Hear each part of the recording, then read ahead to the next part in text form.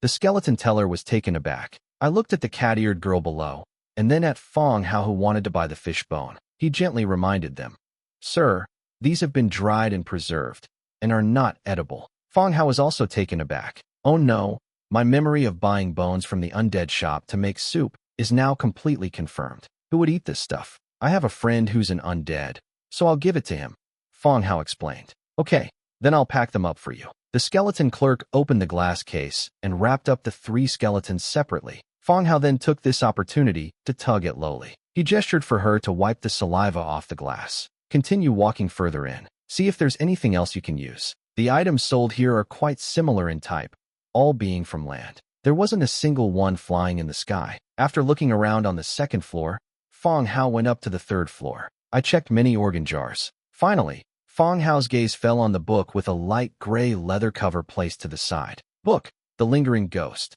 Category, Books. Description, a book that records dark magic and insights. Kindness, a magic book? The name itself sounds like something from the dead. I glanced at the price, 50,000 Warfire coins. Compared to other goods worth hundreds of thousands, it seems somewhat unsuitable to place them on the 3rd floor. However, compared to the price of books, this book is astronomically expensive. Isn't the price of this book too high? Fang Hao said. The skeleton clerk stepped forward and explained, "Sir, this book records 4th-level necromancy. Mages of the immortal faction who read and study it will greatly improve their strength. Level 4 magic corresponds to the quality of purple. It is indeed of high quality, but you need to see and learn about this stuff. Asking for 50,000 for a book is really outrageous. Wrap it up?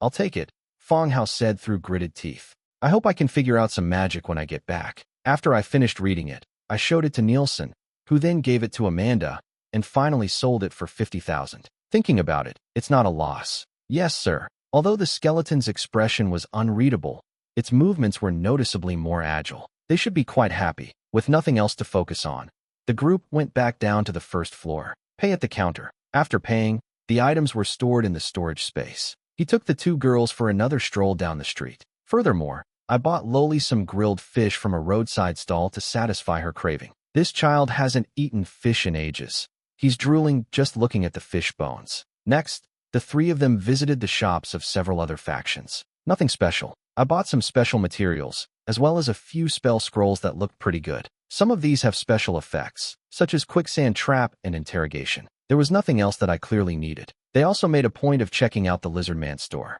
The queen wasn't there.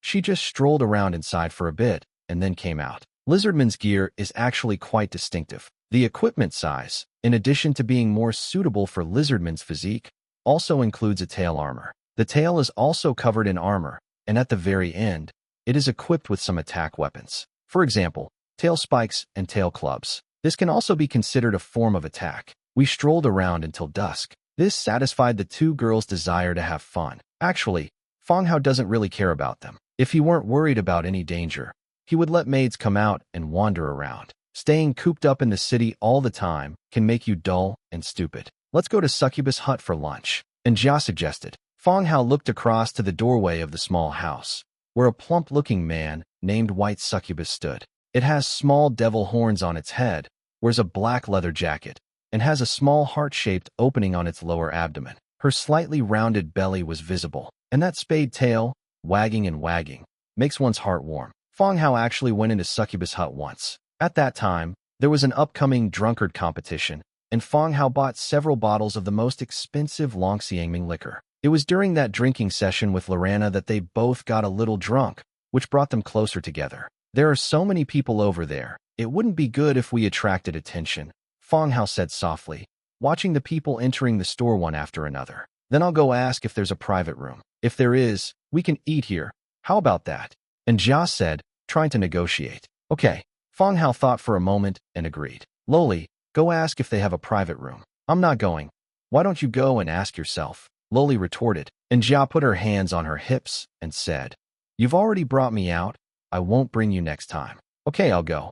Loli trotted and dashed towards the other side. Standing in front of the succubus at the door, she pointed in this direction and asked a question. Soon, someone came running back. The speed was incredibly fast. There are private rooms available. If we wait any longer and there are more people, We can't guarantee there won't be any private rooms left, Loli said hurriedly. And Jia also looked at him expectantly with her big eyes. I don't understand. A restaurant run by a succubus should attract men.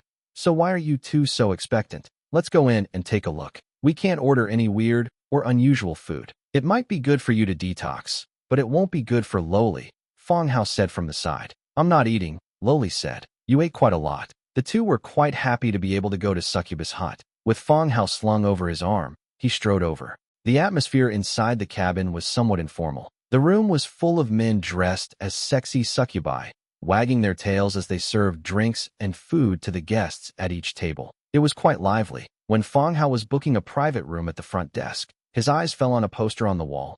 It should be called a poster. First place in the drunkard contest, Bait of the Dragon Clan. Above it is a portrait of the silver-haired dragon girl Bait, which looks exactly like the bounty list in One Piece. Looking at the name, Fang Hao really couldn't remember, but upon seeing the portrait, he immediately recognized her as the dragon girl who had helped him dismantle the Merchant Alliance auction house. I've heard that the Dragon Clan is still looking for him. This dragon girl, despite her young age and small stature, is quite a heavy drinker, even winning first place in the drinking contest. Second place went to the dwarves, and third place went to the trolls with a single horn on their foreheads. Oh, the dragon race is number 1, which is understandable. After all, dragons are born with very high physical strength. But a troll is big enough to fit 3 or 4 dwarves in its body. It's a bit unreasonable that you can't outdrink a dwarf. Sir, miss, this way please. The succubus gently took Fang Hao's hand and led him up the stairs to the second floor. It's soft and fluffy, and Jia and Loli ignored him and looked around. Entering the private room, it became much quieter instantly. Sit down at the table, and Jia and Loli started ordering food. Although it was run by a succubus, the food was quite normal. Nothing strange or unusual appeared. White succubus listened quietly, its tail wagging gently, and Jia touched it. White succubus looked at her and said softly, Sir, madam, you can't. I didn't touch it. Why are you dragging me into this? Dusk falls, and the sky slowly turns red. Silverwing City, a village to the east. Inside the somewhat dimly lit wooden house, Li Rong looked at the group of people in front of her with curiosity. Do you have any teaching experience? No matter how you look at it, these people don't seem like scholars. Yes. Didn't you say that you could give housing to students? We can all do that, a man said. Li Rong frowned. What did you teach before? Chinese language. Half an hour ago, Li Rong left Silverwing City and was on her way back to her own city. Then someone rushed over and said that a few people were willing to be teachers. I had previously worked on writing textbooks. I want to talk to her. Li Rong thought for a moment, and then she was brought over. Where are the rest of you? Li Rong continued to ask. I am mathematics. I'm into sports. As they spoke, sweat already beaded on their foreheads. Li Rong frowned slightly, but she had a vague feeling that something was wrong with the others. I had a feeling they were very nervous. During this time, I had come into contact with the nobles in the city and heard a lot about their conspiracies and intrigues. This made me even more convinced that these people had ulterior motives. While thinking to himself, he remained calm on the surface and said, Yes, I can finalize this matter. I will arrange for you to be hired, and you will be provided with separate housing in the city, as well as compensation. It will be much better than staying here. The look in their eyes was clearly shifty. If this condition can be met, it would actually be quite good. Just as Li Rong was about to say something casually and get up to leave, the door opened. 2 men walked in, one after the other. The Sword of Chivalry, Welt, Blue Tier 5. Heroic Guardian, Jonathan, Blue Tier 4. It's blocking the entrance. At the same time, shouts of killing came from outside the door. Morse pulled Li Rong to her feet and quickly retreated, creating distance between them. He shielded her behind him. Li Rong was startled, but remained calm on the surface. If something happens to me here, and the Mage Association investigates, you won't be able to survive either. The hero known as Sword of Righteousness smiled and said, Miss Li Rong, we are just asking you to come over. We assure you that we have no ill intentions, no malicious intent. This statement stood in stark contrast to the fierce shouts of battle outside. Can you tell me who's behind you? Li Rong continued to ask, but his mind began to wander, trying to figure out what he should do. Morse is a purple hero, but he excels at assassination. In open combat, coupled with his ability to protect himself, he may not be a match for the 2 warrior-type heroes. Send a message to Fang Hao? There wasn't enough time. If I touched the Lord's book, they might attack immediately. Even if we get in touch, what difference will it make? Fang Hao's teleportation requires precise positioning, which cannot be explained in just a few words. You'll find out then, Miss Li Rong. Come with us, and we'll save you from any harm. The Sword of Righteousness continued. Li Rong didn't answer. She'd be a fool to agree to go. Given the scale of the operation to arrest her, the chances of her being released are slim. His eyes kept scanning the group. 2 heroes, for transmigrators. You need to quickly eliminate the transmigrators, and then help Morse. Alternatively, after eliminating the transmigrators, turn and run. If they chase after you, Morse should be able to kill one of them while fighting alone. Thinking to himself, he hid behind Morse and gestured twice on her back. Regardless of whether the other party can understand, he said coldly, I'm reminding you that I have a mark left by Teacher Jijilia on me. She will see everything you do. If you don't want to die, leave here, and I can pretend nothing happened. The 2 heroes on the other side sneered. He said directly, the 4 of you, you should be able to handle one woman, right? The 4 transmigrators nodded and pulled out gleaming iron swords from a cabinet to the side. All right, capture Li Rong, and your mission is complete. The Sword of Righteousness said coldly. No sooner had the words left his mouth than the 2 heroes and 4 transmigrators appeared. At the same time, it rushed forward. The room was dark and cramped. Choosing this location was something I had considered long ago. Whether it's an assassin or a mage, even in confined spaces, things can be very restrictive. On the contrary, warrior-type heroes would have a greater advantage. 2 warrior heroes roared and stepped in front of Morse. With his long sword and broadsword, he slashed horizontally across the waist, one to the left and one to the right, one above and one below. Kill the hero first. Swords whistled as Morse rose into the air, soaring horizontally through the air. Purple's figure resembles that of a nimble big cat. The movements are light and graceful, yet full of explosive power. He slipped through the gap between the swords and blades, and instantly thrust forward with the 2 serrated short swords in his hands. A crisp clang. The swordsman dodged the attack by turning his head, but the heroic guard wielding the sword was a little slow. With a terrified expression, he could only turn his head and use his helmet to block the sword. A string of sparks flew from the brave guard's forehead, and his head snapped back instantly. Morse landed on his feet and immediately wanted to launch a strong attack, taking advantage of the opportunity to kill one person first. But the Sword of Chivalry was not slow either, and the long sword slashed vertically. Morse twisted his waist and thrust his short sword straight at the throat of Sword of Chivalry. This move was both fast and tricky, forcing the swordsman to duck and parry. Morse continued running towards Honor Guardian, his 2 daggers flipping up and down as he repeatedly stabbed at vital spots such as the neck, eyes, and heart. They even seemed to be fighting desperately, risking injury for injury. They were determined to kill one person first. The 2 warrior heroes were filled with horror. This female assassin is not as simple as the intelligence reports suggest. Every move is ruthless and cunning. If you make a mistake, you'll be seriously injured or killed. On the side, for male transmigrators also pulled out weapons from the cabinet behind them. He shouted and charged toward Li Rong. Now that the hero is tied up, they are dealing with a woman with very little flesh on her body, and they are still full of confidence. At such a short distance, magic is of little use. If you can hold her, you can get what she promised. They will be able to live a good life in the future. Thinking this to myself, I quickened my pace. But Li Rong, on the other side, showed no change in expression as he watched the 4 men charging towards him. He reached out and touched his lower back. Then, a gleaming pistol was held in his hand and pointed at the opposite side. Open the bolt. Bang! He pulled the trigger, and a piercing gunshot rang out. The next second, the man at the front let out a wail as blood splattered from his thigh. He fell to the ground due to the forward momentum. He hugged his leg and began to wail in pain. The gunshot also startled the other transmigrators. They stopped abruptly, their eyes wide with surprise and fear. Everyone has seen a revolver. Looking at his companion who was rolling on the ground clutching his legs, he no longer dared to go up and risk his life. They are no heroes, nor do they have any scales.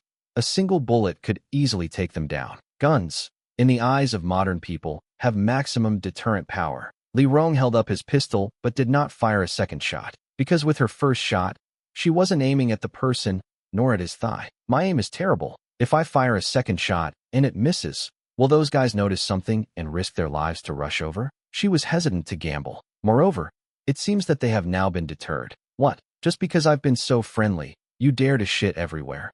Li Rong's voice was icy. Her gun pointed at the group. No, no, sisterly.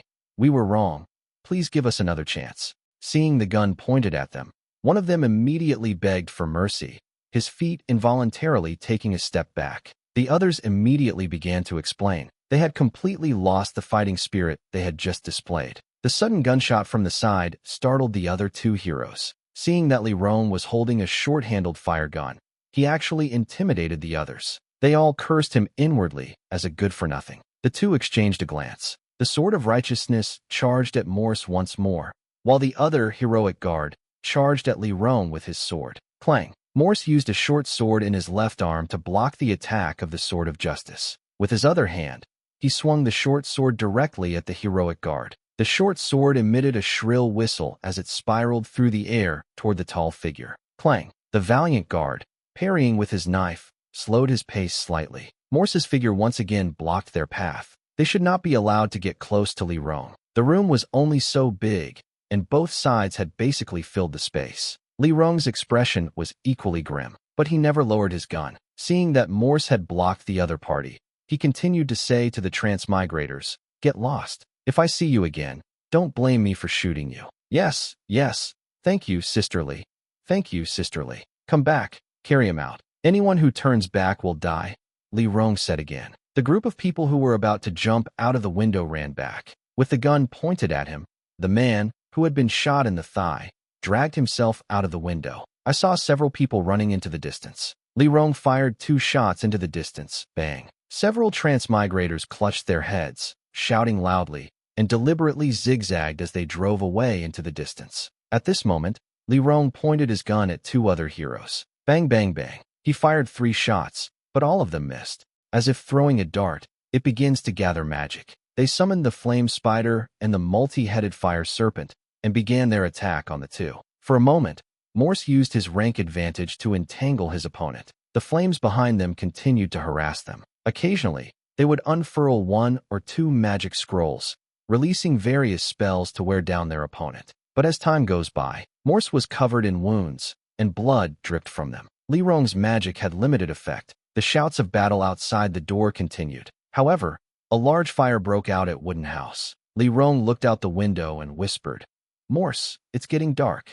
Morse was also somewhat disheveled. Protecting Li Rong was still quite a challenge. He nodded and said, "Run outside. Don't look back." Li Rong covered her mouth and nose and walked straight over the window. They ran off into the distance. The other 2 heroes, seeing this, didn't bother with Morse and instead circled around him to the left and right, giving chase. Morse also ran out of the fire's vicinity. Instead of rushing to stop him, his figure slowly disappeared into the darkness. The 2 did not see Morse, but did not pay any attention to it. They simply assumed that the hero had escaped. The next second, a cold glint appeared out of nowhere. Immediately following was the scream of the heroic guards. A short sword suddenly appeared in the darkness, piercing his collarbone and going straight down into his chest cavity. This dark elf's ability is to become invisible in the dark. The sword of chivalry was also taken aback. Morse did not attack a second time. He drew his short sword, took 2 steps back, and his figure slowly disappeared into the night once again. The swordsmen dared not pursue them any further, feeling even unsafe in the darkness. They stopped and stood protectively beside their companion. The valiant guard clutched his wound in pain.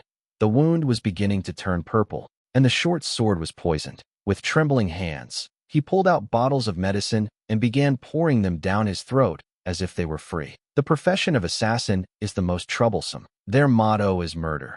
They are despicable and shameless, and their wounds are not only fatal, but also poisonous. In the distance, Li Rong's figure had gradually disappeared into the darkness. They failed. This is not just a matter of failing to complete the mission. They will have no place to stay in the Federation. She's gone. Let's leave too. The Sword of Righteousness said coldly. I cautiously approached, and suddenly felt someone getting closer from behind. He turned and swung his sword. Call! The sword's edge sliced through the air, but there was no one there. The assassin hadn't left. He was still waiting for an opportunity around the area. Damn it! She's still here. As soon as Li Rong ran out, she saw the cavalry team galloping towards her. The firelight in the village attracted the attention of the patrolling cavalry. In the dim moonlight, Li Rong also saw cavalry wearing the Hall of Justice armor and banner. He hesitated for a moment, wondering if it was enemy reinforcements. But then the idea was rejected. Why bother ambushing yourself when you can mobilize the entire army of Hall of Justice? After figuring it out, he fired a fire arrow at the speeding troops. He shouted, "I am Li Rong from the Mage Association. My convoy is under attack by bandits and I need your help." The sleeping Jijilia was awakened by urgent knocking on the door. What on earth is going on this year? Why is someone always knocking on the door in the middle of the night? What's wrong? Jijilia asked, looking towards the doorway. Outside the door, a servant's voice came. "President Jijilia, news just came from the Hall of Justice that Master Li Rong's convoy has been attacked." Jijilia frowned slightly. Then, he sat up and asked, "How is Li Rong?" The Hall of Justice didn't say anything, but Miss Li Rong's condition should be safe, the attendant said cautiously. After Jijilia put on her clothes, her expression turned much colder. He opened the door and asked directly, "Who did this?" "They say it's 2 registered merchant groups in the city, including 2 hero-level leaders, who were caught red-handed and are being interrogated," the attendant continued. "Get the car ready.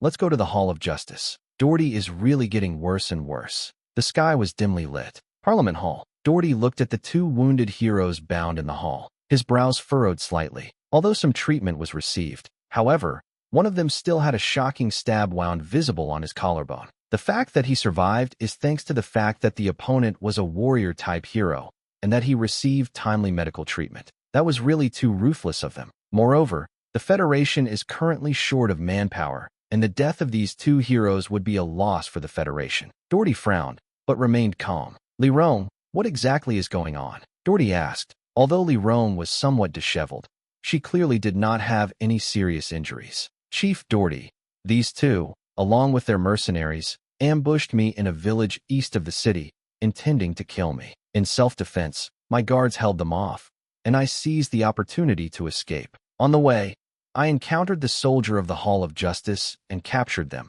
Li Rong said loudly. Upon hearing Li Rong's words, all the counselors present were taken aback. Then the whole audience erupted in uproar. Around Silverwing City, an army is gathering to rob and murder. When did Silverwing City become so dangerous? First, the gold-eating queen appeared, making the nobles in the city afraid to go out. Now, mercenaries and bandits have appeared. What's going on lately? It's all so chaotic. Furthermore, they did not believe Li Rong was lying, as they mentioned the army of the Hall of Justice. The involvement of the Hall of Justice makes it seem more credible. Chief Doherty, what she said is not true. At this moment, the Sword of Righteousness, who was kneeling on the ground, shouted, "We only want to invite Miss Li Rong to our home, and we have no intention of robbing her or harming her.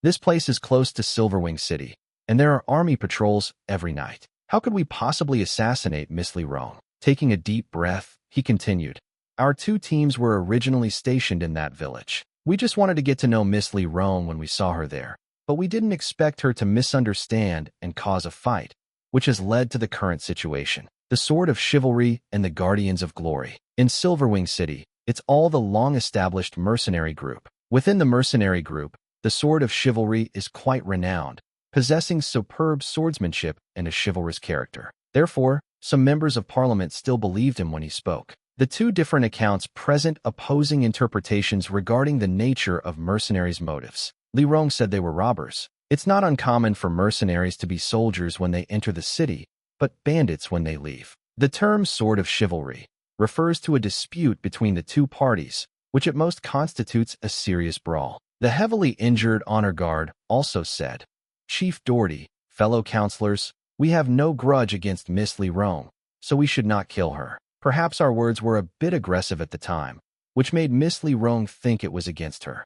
The 2 knew that if they confessed now, they would face severe punishment from the Federation or even death. Therefore, they insist that it was all just a misunderstanding. "At the time, I didn't really intend to kill Li Rong. I just wanted to take her away." Doherty then looked at Li Rong, his tone somewhat serious. "Li Rong, do you agree with the other party's explanation?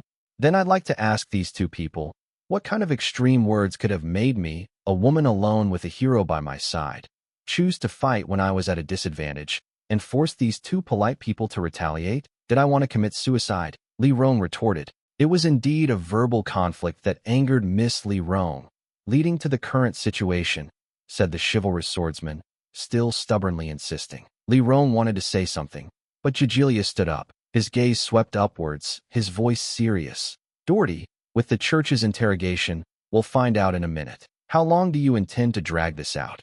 Upon hearing this, everyone looked up at Doherty. Doherty frowned even deeper.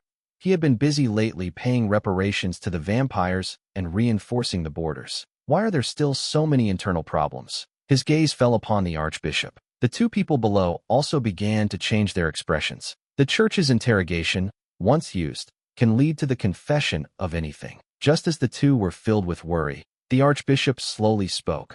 I don't think this matter needs to be so complicated, since neither side has suffered any losses, and it's not something to be discussed in the council.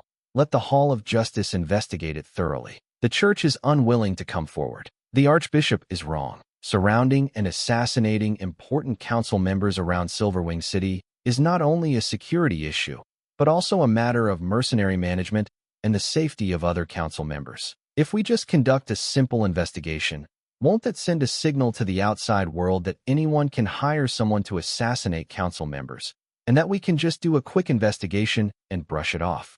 A soft voice sounded. Everyone looked again and saw Palmer, the representative of Lysis City, who had just been sitting there. Holy crap, wow, that's tough. He actually went head-to-head with the archbishop in his capacity as a representative. The lawmakers were dumbfounded. Are all the officials around Rebecca this tough? Aren't they afraid of dying? But there was one sentence that all the counselors present understood. If you handle this matter so easily, will all the mercenaries in the city be allowed to attack counselors from now on? Which politician doesn't have a few enemies? Palmer, watch your words. The bishop standing nearby shouted. Palmer turned away without responding and simply stopped talking. At this point, Jijilia spoke up. What? You're not going to care just because it's not someone from the church who's in trouble?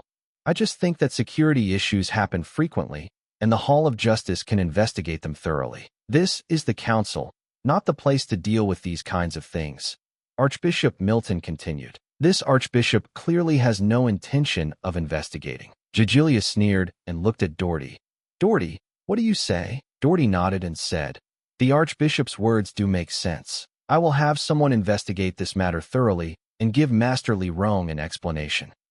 They boss people around when they're useful, but when they're not, they can't even guarantee safety. Do they really think the Mage Association is easy to bully? He slammed his staff down heavily. What kind of leader is Doherty? The entire room fell silent. Everyone realized that the old lady was angry. The Mage Association rarely comments on parliamentary matters, but that doesn't mean Jijilia is easy to talk to. On the contrary, this old lady can get angry. It was also devastating. Who dares to bear the wrath of the Orange Mage? Jijilia, this is not the place for you to throw a tantrum, Doherty said loudly, his anger rising. Master Li Rong nearly died last night, so it's understandable that President Jijilia is angry. Palmer chimed in again. Palmer, what do you mean? As the situation grew increasingly chaotic, and before the purpose of these two individuals could be ascertained, a fight broke out in the council. Li Rong had no choice but to interrupt. We don't need the church's help. Everyone turned to look at her again. Chief Doherty, we don't need the church's help. I can verify it myself, and it won't take long. It just requires the use of a spell scroll. A body search is required to enter the venue. Generally, you can't bring anything in. Doherty nodded. Okay. Li Rong looked towards the door and said, give me the backpack. The waiting Lionheart Knights brought in the backpack. Then, she opened her backpack and took out one spell scroll after another. Finally, there was a white scroll. It is the church's scroll of interrogation techniques. Teacher Jijilia, I have an interrogation spell scroll. You don't need to teach me, Li Rong said. Jijilia nodded. Use it. Li Rong stopped asking others and went directly to the Sword of Chivalry, opening the scroll. Instantly, a white light enveloped the Sword of Chivalry. The Sword of Chivalry, who had been looking tense, gradually became devout, and his eyes lost their original brilliance. What was your purpose in coming to see me last night? Li Rong asked. Capture Li Rong, and silence the rest. These words immediately sparked discussion among the crowd. They truly were murderers and robbers. Who ordered you to arrest Li Rong? What will you do with her? Li Rong continued to ask. Fearing the other party wouldn't understand, she didn't use I, but instead used Li Rong. The Sword of Chivalry continued. It's Grote. We accepted his commission to capture him, but I don't know how to deal with him. Groat? There's chaos again, and it's Groat again. Which Groat? Li Rong asked again. Groat Marshal. As soon as he finished speaking, the light on the scroll completely dissipated. Whoa! Instantly, the entire audience erupted in uproar. The Sword of Chivalry and the Guardian of Glory were both deathly pale, as if they had lost all their strength. He knelt limply on the ground. It really was a kidnapping and assassination targeting key members of Parliament. The fact that the remaining followers were silenced shows that they never intended to let Li Rong return alive. The Doherty leader, the real culprit Groat, needs to be apprehended and interrogated immediately. A counselor stood up and shouted, "That's outrageous. They dare to do this in Silverwing City. Chief Doherty, I propose that Ralph be stripped of his status as a mercenary counselor and that all mercenaries within the country be re-registered and investigated. Whether they are soldiers or bandits, no one can say for sure right now." Voices rang out from the council seats. Regardless of which camp they belonged to, everyone now stood on a united front. As Palmer said, once this matter is over, assassinations of senators will become commonplace. Who dares to gamble on whether they'll be next? Chief of Doherty. Gigilia began, and silence returned. All eyes turned to her. Doherty nodded. I understand. Men, arrest Groat immediately. Yes. Guards acknowledged the order and left hall. Gigilia, however, didn't address that issue. Instead, she asked, Isn't Groat in dungeon? Everyone was shocked, right? Wasn't he sent to dungeon a few days ago? Oh no. Things are getting even more complicated now. Someone released him to kill Li Rong. A series of cases. Doherty frowned, sensing the seriousness of the problem. Someone, go and find out how Groat got out, Doherty said coldly. Time passed second by second. Finally, the guards who had gone out returned. He bowed and said, Chief Doherty, Groat died of poisoning. An investigation of the scene suggests it was suicide. Groat is dead. He died at this time. There was definitely a conspiracy. At this moment, the second guards rushed in and said, The guards guarding dungeons say that it was the church's temple servants who took the people away. Milton suddenly opened his eyes, slammed his hand on the table, and said, Nonsense. The entire room fell silent. No one responded to the archbishop's roar. Gigilia suddenly laughed and said, Doherty, leave these two to me. They wouldn't survive tonight if you left them in your Hall of Justice. Doherty's face turned pale. This implies that his Hall of Justice is no longer credible. Since this matter involves the Mage Association, I'll leave it to you to handle.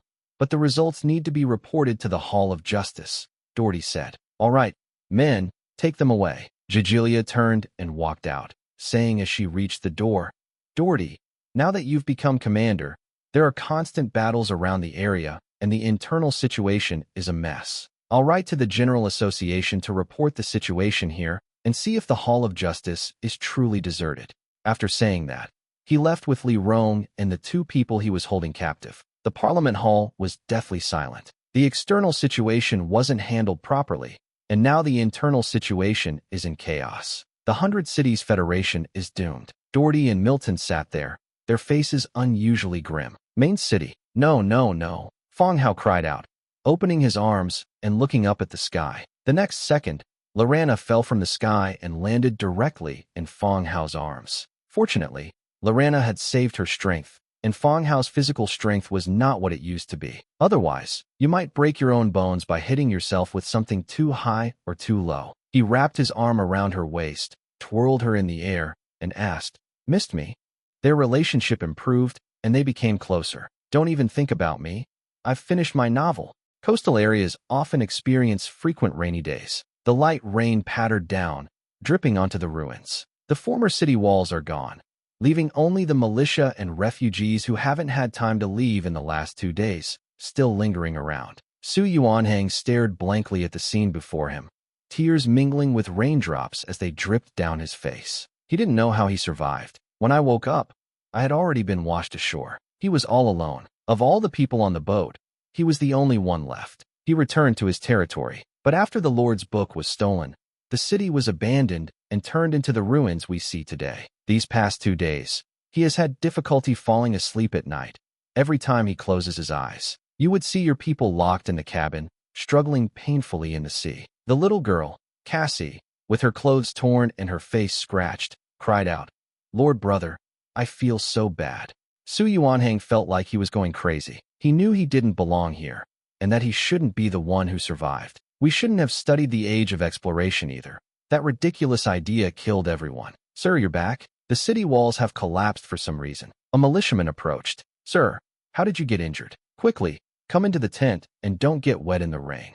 Lord, where are the others? The militiamen and villagers gathered around, asking questions one after another. Su Yuanhang felt a buzzing in his head and wanted to speak, but he couldn't utter a single word. He thought he had already accepted the world, but the people he had lived with day and night died before his eyes, and the ships he had painstakingly built sank to the bottom of the sea. He still finds it hard to accept. My mind went blank and my chest felt tight. Tap, tap, tap. Just then, the sound of horses' hooves rang out. A team of cavalry rushed towards this direction and stopped in front of the building. The leader was a woman, wearing a bamboo hat.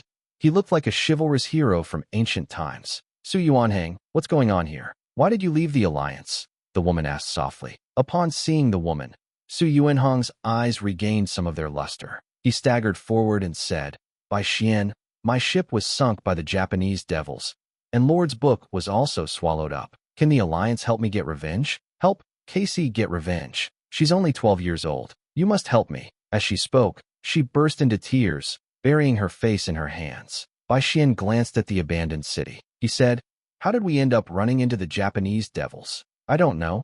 They came here on this sea creature's ship.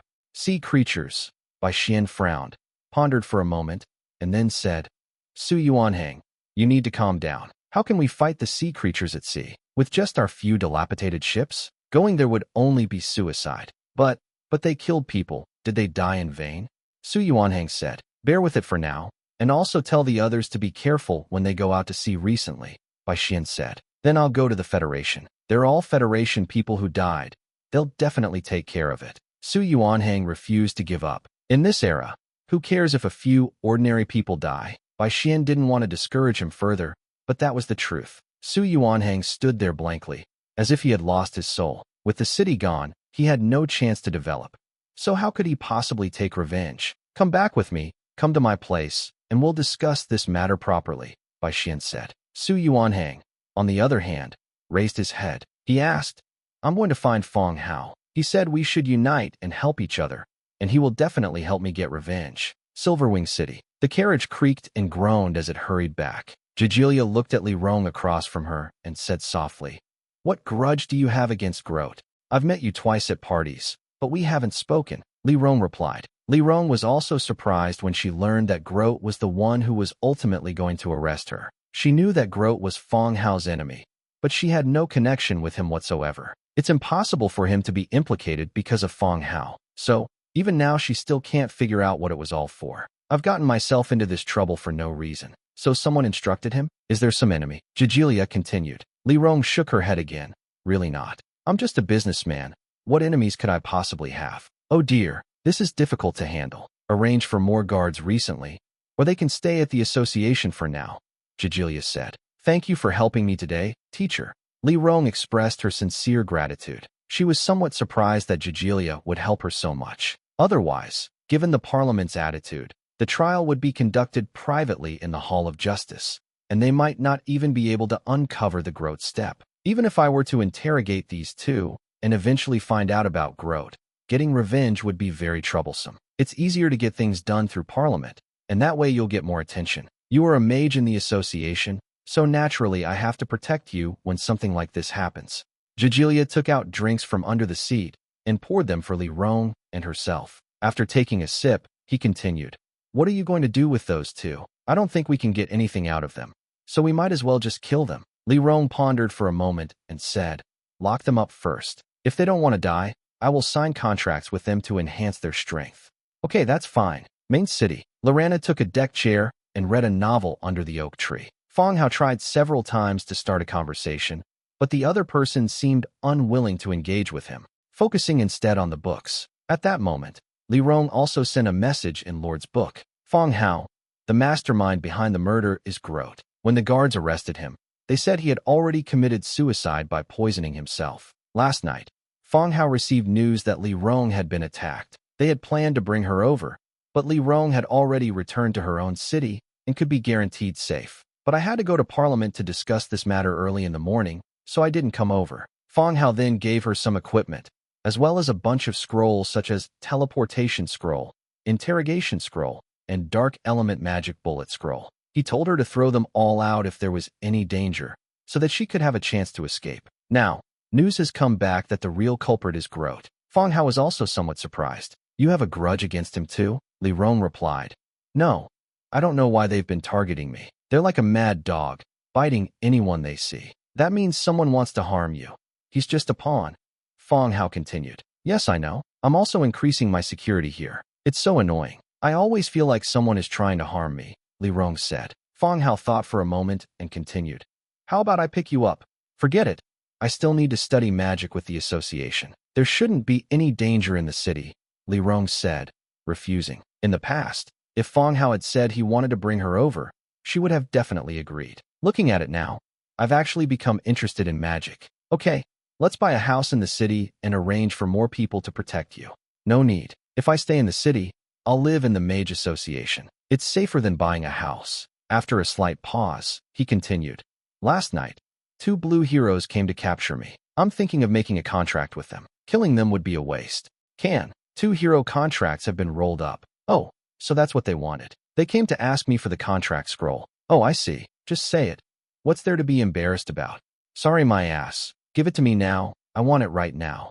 Fang Hao took out 2 contract scrolls and traded them directly. After receiving them, the other party did not reply. The chat ended. Fang Hao continued to study the newly purchased Unforgettable Ghost magic book. The writing of the dead is similar to that of humans, but also quite different. More often, they resemble strange symbols or incantations. Fang Hao studied very carefully, sometimes writing down things he didn't quite understand. Ask Nielsen later, or take a picture and ask Amanda. Understand its meaning. Fang Hao looked up. Lorana had disappeared somewhere, and he was all alone in the backyard. He stretched and walked outside. It's almost lunchtime for maids to come back for lunch. Step out of Lord's Manor. Then they saw 2 funerary priests carrying a skeleton, standing at the entrance. Upon seeing Fang Hao emerge, they all bowed and said, Lord, what's wrong? Fang Hao asked. Funeral priest replied, Sir, this is a newly made demon puppet. Scholar Nielsen asked me to bring it to you. Is demon puppet out? Fang Hao's gaze fell on the skeleton, which clearly showed no signs of movement. Follow the previous method. He drew the light feather short sword from his waist and lightly touched the tip of the sword with his index finger. A drop of blood was dripped onto the doll's forehead. The next second, the blood flowed rapidly along the runes and was then absorbed and disappeared. Fang Hao could also clearly feel that he had formed a connection with the doll in front of him. Try to apply divine descent to the doll. Immediately afterwards, the puppet being carried by the 2 skeleton warriors shuddered violently. He broke free from his restraints and stood up. Fang Hao's mind also simultaneously conjured up the perspective of the doll. You can even see yourself through the doll's eyes. The puppets that were under control last time were not much different. Check the doll's attributes immediately. Demon puppet. Category doll. Physical strength. Level 3. Ability. Slam. Follow-up / Undead / Deathly intent. Description. Who can resist a toy that can accompany them and has many abilities? Demon puppet. Level 3 physical strength. This means that the demon puppet was created by piecing together heroes from blue. Fang Hao.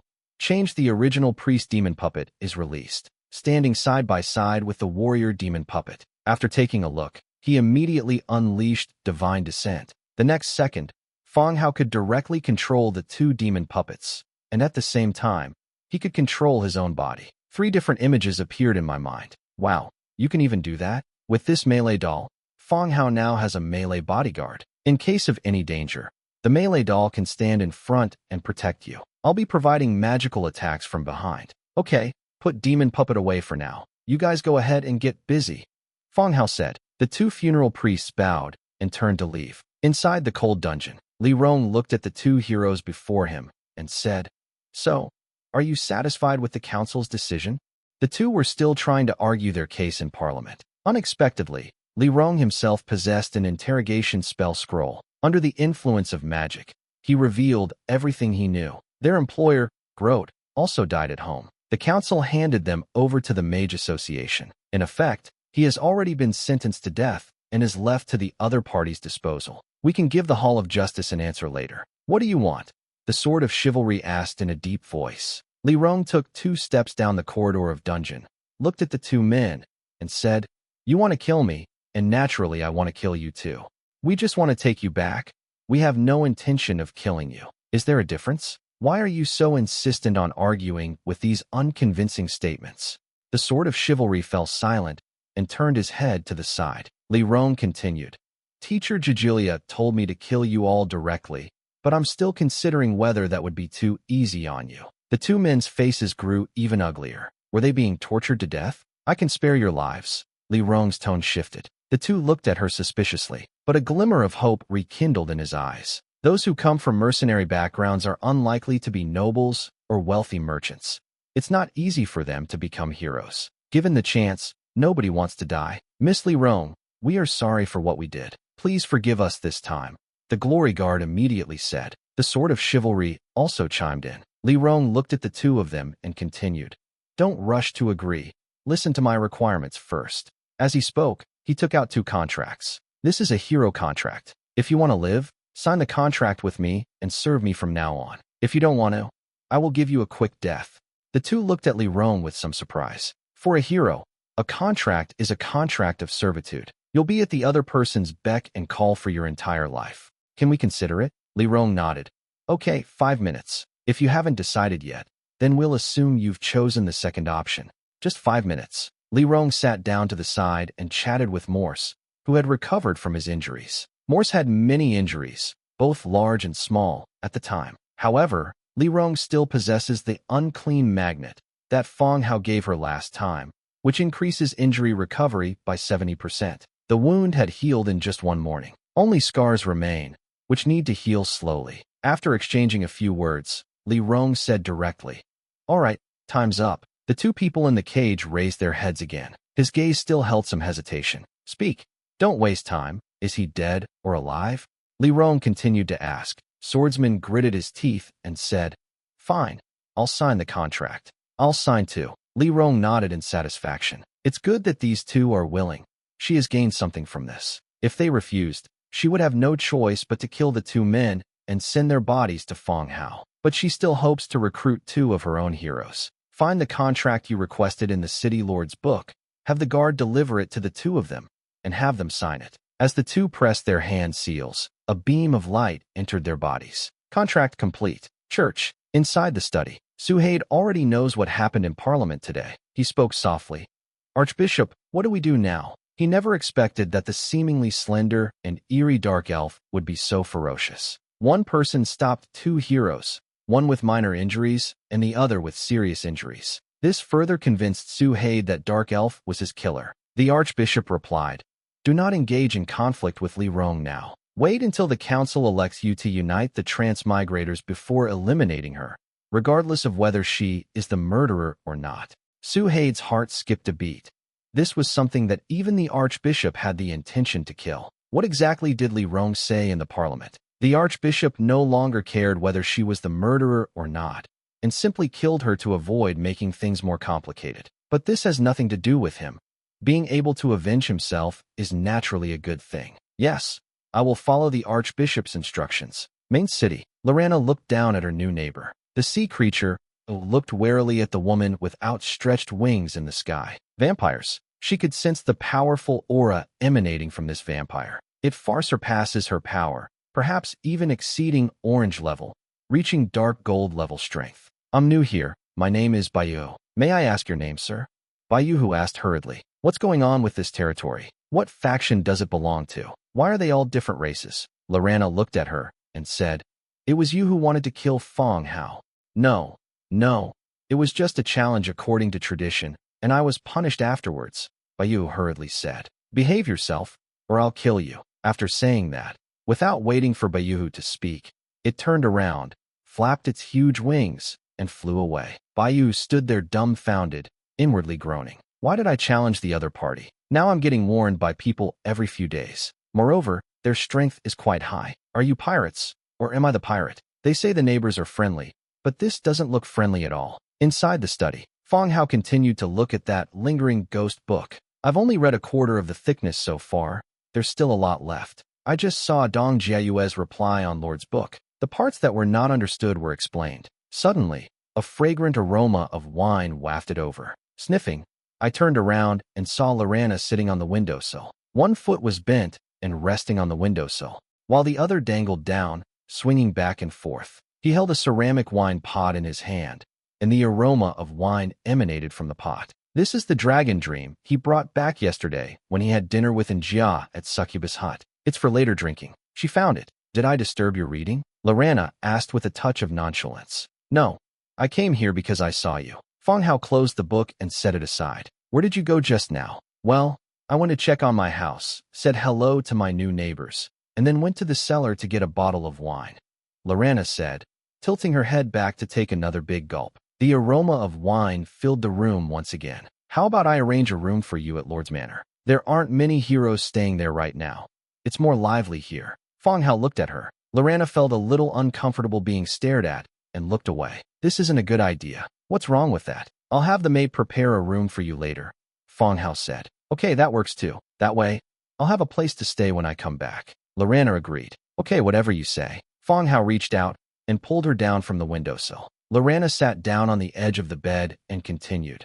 In a few days, I plan to go back to this city of eternal night. It's been a long time since I've been back, and I also want to see my mother. Go back? Didn't you say you weren't leaving? Fang Hao was a little nervous. There were only 2 dark golds in the territory. One was too cunning, while the other had developed some affection. You want to leave again? Do you think we'll let you go? You're kidding. Lorana smiled slightly. It's not like I'm not coming back. Can't I even go home and visit my family? Is your mom amazing? She's all right, but her personality is a bit assertive. If we're talking about rank, what rank of hero is she? Fang Hao continued to ask. He was very curious. Even his youngest daughter was at the dark gold level. So how high must his mother's level be? It's also possible that Lorana has some extraordinary talent, or that she has a high aptitude for cultivation. However, this world, for the time being, still maintains a system where the strong rule, and those sitting on the throne are all relatively strong. Hero God. Holy crap, he really is a demigod. Then don't go back. I'm afraid you'll get beaten to death if you go back, Fang Hao said immediately. According to the backstory, Lorana ran away from home. When he gets back, normally he'll get a beating, right? Then we can bring her back. If I were a parent, I wouldn't let her run around like that anymore. What are you saying? Fang Hao took her hand and sat down beside her. Don't go back yet. It'll be easier for you to go back when the territory is stronger. At least it will prove that your decision was correct. If you go back now, your mother will see that you're in such a miserable state. It would be so embarrassing. What kind of reason do you have? Really? What if, aren't you afraid of the worst-case scenario? Fang Hao said again. Snort. Lorana snorted and slapped the other person's hand away from her lap, saying, All right, I'm going back now. I'll take these novels with me. I'll come back for the new ones when I've finished reading them. No, please stay for dinner tonight. Lorana continued walking towards the window. You've drunk so much, it's dangerous. Sober up before you go. Go away. Don't pull me. I'm flying back. What danger is there? Shall I sing you a song? Lorana, with one foot on the windowsill, turned to look at him and asked curiously, What song are you singing? Hum a few lines for me. Fang Hao was startled. What had he just said? Sing? That's insane. After thinking for a moment, he chose a section and hummed it softly. My dear, falling in love with you was so sweet and easy from that day on. Darling, don't be stubborn.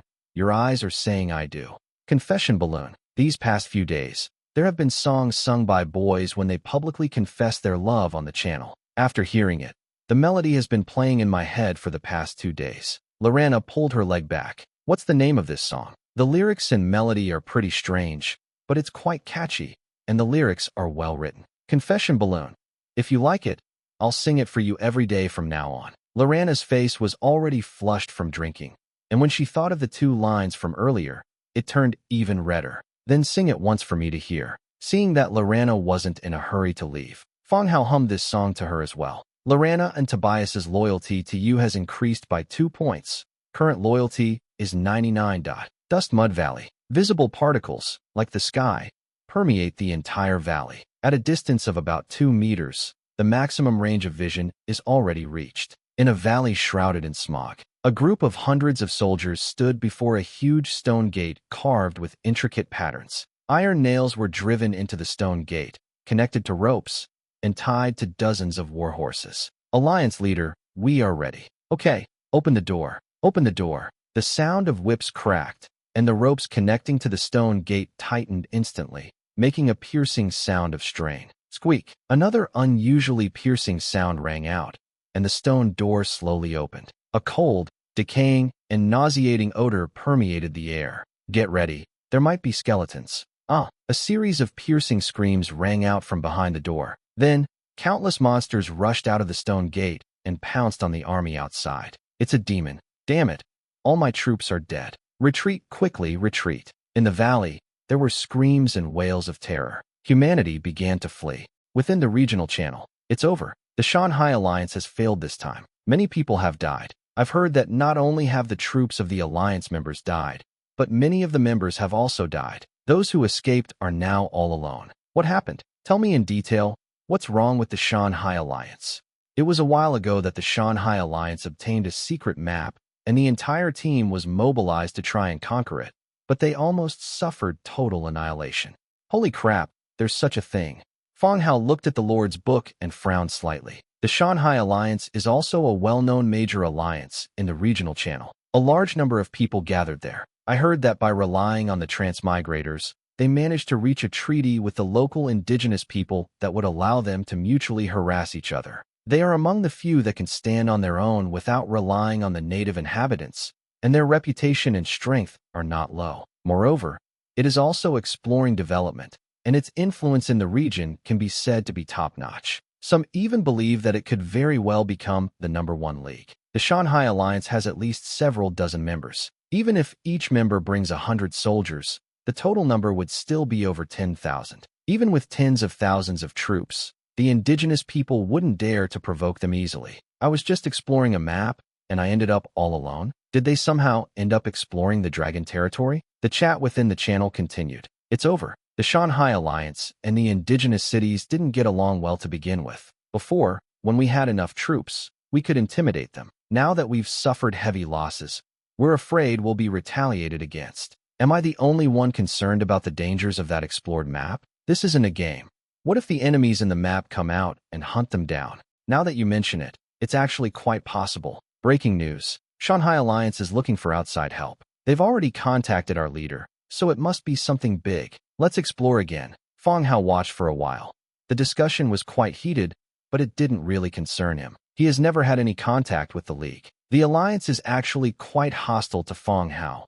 After all, the first alliance, the Tianlong Alliance, was disbanded by Fang Hao after he killed its leader. Therefore, no league is willing to have much contact with him. I sat up, washed up, and then left the room. Last night, Lorana was not kept, and they returned to Lysis. But it wasn't a complete loss. At least the loyalty level reached 99 points, just one last step away. If a dark gold tier hero with 99 points were revealed in a regional channel, it would cause a huge stir. It wouldn't be too much to say, "Wow, you're awesome. I've had breakfast." Mates has resumed his regular daily training. By now, mates have basically adapted to their current life. Their skin got a bit tanned, but their rank improved very quickly. Arrive outside Lord's Manor. Fang Hao looked up to check the Lord's Manor information. Level 13 Lord Stone Fortress. Tough wood 50,000. Stone bricks 38,000. Fine stone bricks 9,500. Marble floor 3,000. Iron 4,000.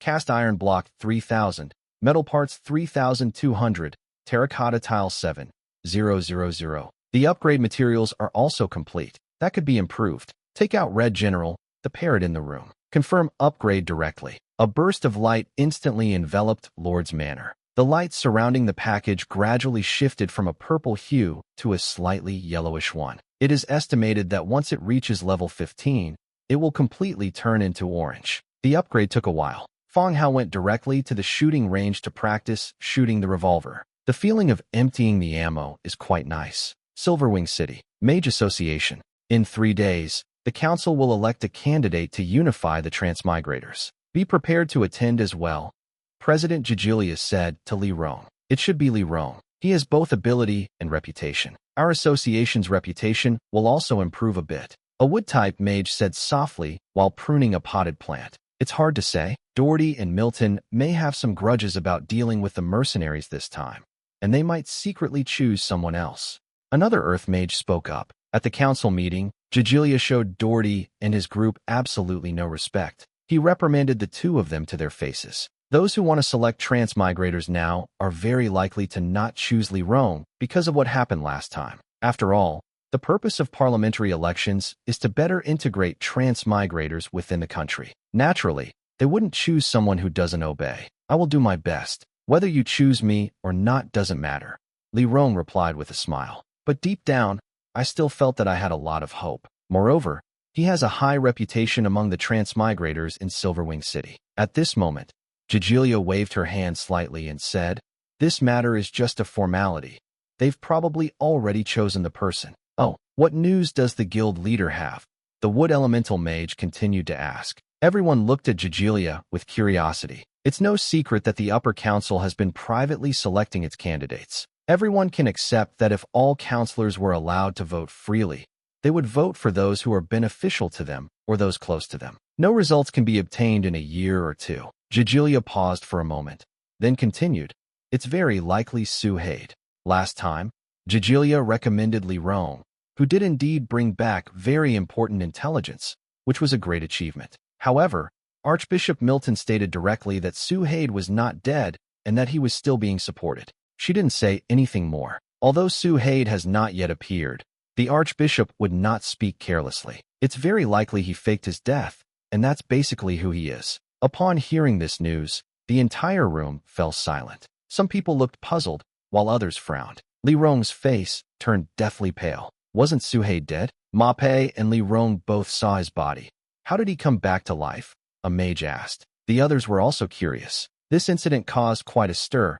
Everyone was discussing how he died. Now it has suddenly come back to life. Yes, the Archbishop said before that Su Haid is not dead. This time it's him. Li Rong can just go through the motions and doesn't need to take it too seriously. Jijilia picked up her teacup, took a sip, and said. Li Rong stood there, stunned, and did not respond. The crowd, having failed to discover anything, began discussing Su Haid's resurrection. Level 14, Lord Stone Fortress. Lord, Fang Hao. Abilities. Production/gathering plus 7%. Unit movement plus 7%. All attributes plus 8%. Existing buildings. Level 13 Underground Tomb. Level 13 Stable. Appointed official title. Copper Bull City, Telok. Unnamed, Kong Yongda. Note. Core building of the territory. Materials required for upgrade. Tough wood 70,000. Ironwood 30,000. Stone bricks 50,000. Fine stone bricks 12,000. Fine stone bricks 8,000. Marble floor 5,000. Iron 7,000. Cast iron block 3,000. Fine iron 2,000. Metal parts 4,000. Precision parts 2,500. Glazed tiles 5,000. Rich essence 5. Perfect essence 2. Fang Hao looked up at the towering Lord's Manor. It has been expanded again. This is almost as big as a castle. The number of people moving in hasn't kept pace with the expansion. Besides himself, there were only a few people, Yer and Jia, Xiaobai, and the room that Lorana had just been cleaned up last night. At most, there are also a few maids responsible for the hygiene of Lord's Manor, who may stay overnight at Lord's Manor due to working too late for various reasons. Upgraded to level 14. All of the ability stats have been improved. The materials required for the upgrade have also increased significantly. Among them, ironwood, fine stone bricks, and fine iron are all understandable. But these glazed tiles, what kind of strange things are they? Is new Lioli just glass? Could it be a tile made from fired glass? But glass processing plants don't produce this kind of item. He can produce glass, and he can produce terracotta tile. Glazed tiles cannot be produced. Damn it. Finally, 2 more rare materials were added. Rich essence and perfect essence. Anyway, it's pretty dark, but none of that matters now. I'm already level 14. As long as I get the remaining materials, I can level up to level 15. The blueprint for Holy Spirit City will then be usable. At worst, we can grit our teeth and spend some money to buy all the materials and upgrade it first. After reviewing the attributes, Fang Hao entered the even more spacious hall, which resembled a palace. He sat down in the chair, casually opened Lord's book, and started browsing the shops in the World Channel. See if they sell ironwood processing blueprints or blueprints for glazed tiles or similar products. But the result was not good. There are finished ironwood items for sale, but not blueprint. As for fine stone bricks and glazed tiles, blueprint doesn't offer them, and they're not even available as finished products. He'll have to figure that out himself. After upgrading Lord's Manor, Fang Hao read a book for a while. In the afternoon, Fang Hao summoned in Jia, and they went to Merchant Alliance.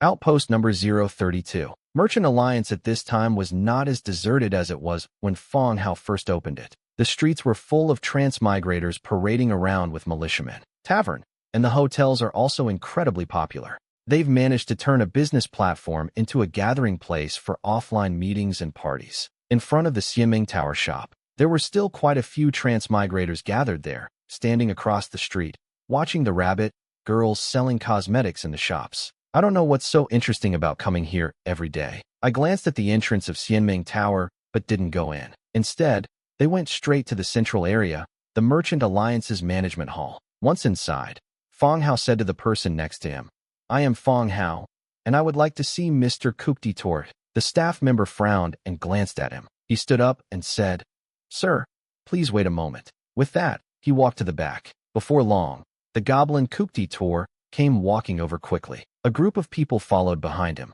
"Haha, Mr. Fang Hao, Ms. Jia, it's been a long time," Cooktitor said with a laugh. Fang Hao also smiled. "Yes, Mr. Cooktitor, come in, please come in. Let's talk inside." Upon entering the room, tea and pastries were served. Fang Hao said, "Mr. Cooktitor, I would like to buy a few blueprints through you." "Still a magic core?" "No, it's just a blueprint from a regular materials processing plant that can produce ironwood and fine stone bricks. It would be even better if it had a blueprint from a glazed tile factory." Cooktitor, his short eyebrows slightly raised. Then, he said in surprise, "Mr. Fang Hao, your territory is going to be upgraded by level 15? This goblin is quite clever."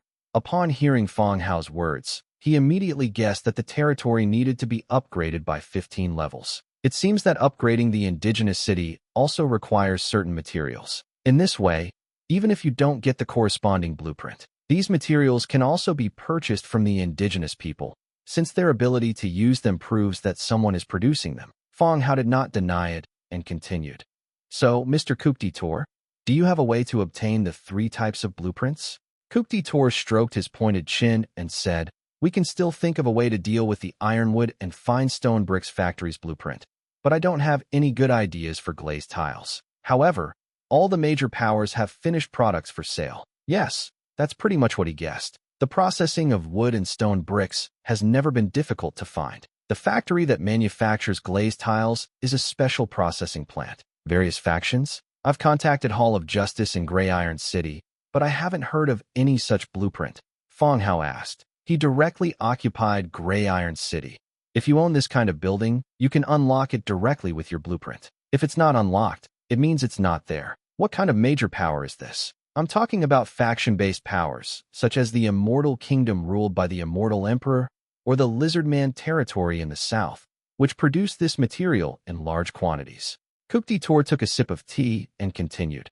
Of course, we also have vampires and elves. I'm talking about the Undead faction, which you can contact, and the Lizardmen are a major producer of these glazed tiles. If you buy in large quantities, you'll get a better price, since their ancient temple needs these glazed tiles.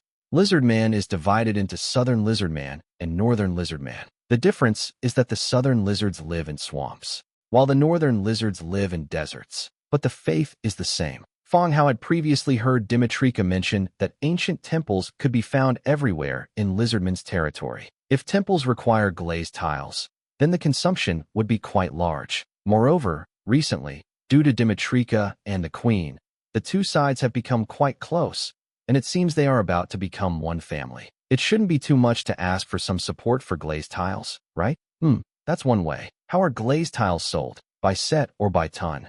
Fang Hao nodded in agreement and then asked. The price is based on the number of pieces, with each piece costing between 70 and 120 Warfire coins, depending on the market. Holy crap, this is comparable to a blue tier item. I checked the Lord's book and found that the upgrade requires 5,000 glazed tiles. Based on a midpoint price of 100, that's 500,000 Warfire coins. That's outrageous. A building material can be so expensive. After learning about it, Fang Hao also said, Mr. Cooktitor, please keep an eye out for the first 2 types of blueprint glazed tiles. I'll try to find a solution. Okay, if no one is selling them, I can help you see who has them, and I can make an exception. Fang Hao nodded and continued. By the way, I saw that the auction building at headquarters has started reconstruction. Is the Dragon Clan losing money? The Dragon race isn't short of money. If any one of them contributes a little, it would be enough to rebuild an even better one. That's true. Are they still looking for me? Fang Hao picked up his teacup and took a sip. We should still be looking. I haven't been paying much attention to these things. They really hold grudges. You too. You drank the blood of the dragons. How could they not hold a grudge? I still have dragon scales here. Help me find someone to make them into armor. Otherwise, they're just sitting there. Give me a break. You're not afraid, but I am. Go find him yourself. We chatted for a while in Kuktitor's office. Before they even left, Lord's Book received a message from Dong Jiayue. I thought it was some news from Amanda, but when I opened it, it was a message to the transmigrators. Brother Hao, Ma Tianyi from Shanghai Alliance contacted me and said she wants to talk to you. Shanghai Alliance? Ma Tianyi? The Shanghai Alliance is a hot topic within the channel. I heard that quite a few people died there, and he even became a commander without any troops. Anyway, it was a pretty tragic situation. Why are you coming to me instead of dealing with matters within the Alliance? Moreover, this person's name is quite imposing. Ma Tianyi, meaning Pegasus. Fang Hao thought for a moment and replied, Did you say you wanted to see me about something? He turned on chat blocking, so people who weren't his friends couldn't contact him. Few people know that people like Zhang Bin and Fu Lei were with Fang Hao. The only exception was Dong Jiayue, who had previously defended Fang Hao in the regional channel and criticized other transmigrators. Everyone knows the two have a good relationship. Some even believe that the two were already in a romantic relationship. It seems that Ma Tianyi also used this message to get Dong Jiayue to contact her. Soon, Dong Jiayue replied. He said that the Shanghai Alliance has found a copy of a demon, and they can't handle it. They want your help to deal with this problem. Transmigrators refer to some conquerable locations as instances. Before Fang Hao could reply, Dong Jiayue sent a second message. The channel is full of talk about the Shanghai Alliance. It seems like a lot of people have died on their end, and they're looking for help everywhere. This is a special reminder because I'm worried that Fang Hao hasn't been watching the channel lately. Fang Hao thought for a moment and said, We can talk. Tell him I'm at the Merchant Alliance base and that he should go to tavern to find me. Okay. After hanging up the chat, Fang Hao picked up his teacup again and took a sip. Kuktitor continued. What's wrong? Something's up. There are some things, but there's no rush. The two chatted for about half an hour more. Fang Hao then got up to say goodbye. He walked out of the room. Tavern at Outpost number 032 has always had good business. The influx of transmigrators, in particular, has boosted business here. At least half of them are transmigrators. The private room is located on the second floor near the stairs. Fang Hao and Njia looked out the window at the couple deeply in love in the alley across the street. They were whispering amongst themselves, completely lacking any manners. Just then, scattered footsteps could be heard coming from the stairs. Knock knock. A knock came at the door. Please come in, Fang Hao said. The door opened, and a tall, thin man wearing leather armor peeked into the private room. He smiled and asked, Excuse me, are you Fang Hao? Oh, it's Alliance Leader Ma. Come in quickly. Fang Hao also smiled. He always believed that since they had traveled through time, they were all from the same hometown. We should be more amicable when we meet. Oh, Fang Hao, hello. I've heard so much about you, Ma Tianyi said with a flattery as she walked in, her gaze sweeping over Njia beside her. Behind him followed an orc hero, a demon orc, blue tier 4, with dark red skin and huge fangs. There's simply no comparison to a fit and athletic girl like Njia. Wait until Ma Tianyi sits down. Fang Hao asked curiously, What does Alliance Leader Ma want with me? Seeing that he got straight to the point, Ma Tianyi also said directly, Alas, I'm sure you've heard that our Shanghai Alliance was recently attacking a map. The initial arrangements were quite good, and we even mobilized 20,000 troops. However, we didn't expect that the enemy inside was extremely fierce. We suffered a crushing defeat and heavy losses. Fang Hao nodded. But what's the point of saying all this? What does this have to do with me? Since it's so difficult, let's just abandon this map and tackle it later when we've accumulated enough strength, Fang Hao said. A dungeon, or a place like a ruin or cemetery. Danger is also an opportunity. Otherwise, so many people wouldn't be so keen to explore maps. Ma Tianyi gave a wry smile and said, If only that were the case. Oh, what do you mean? That should be an altar, or some sealed place. After we opened it, a large number of demons rushed out. Even though we escaped, they continued to spread outwards, harassing the surrounding territories and villages. Ma Tianyi glanced at Fang Hao. We want to fight our way back and close that stone gate to prevent the disaster from spreading further. Fang Hao understood. Shanghai Alliance has gotten itself into trouble. An altar in one location was opened, and a large number of demonic creatures began to spread outwards. If left unchecked, it could engulf all the surrounding villages, towns, and cities. At that time, too many people will die. Therefore, they want more allies to help them fight their way back and close that stone gate. Who did you contact? Knock knock. Before Ma Tianyi could answer, there was another knock on the door. The owner of tavern came in carrying food and drinks, filling the table. These are all signature dishes of our restaurant, and the taste is actually quite good. Let's eat and chat. Fang Hao gestured for them to continue. Ma Tianyi didn't move, but said, I've contacted all the alliances I can reach, but so far no one has given me a definite answer. This is actually quite easy to understand. You've caused trouble, and who's going to clean up your mess? This is life-threatening.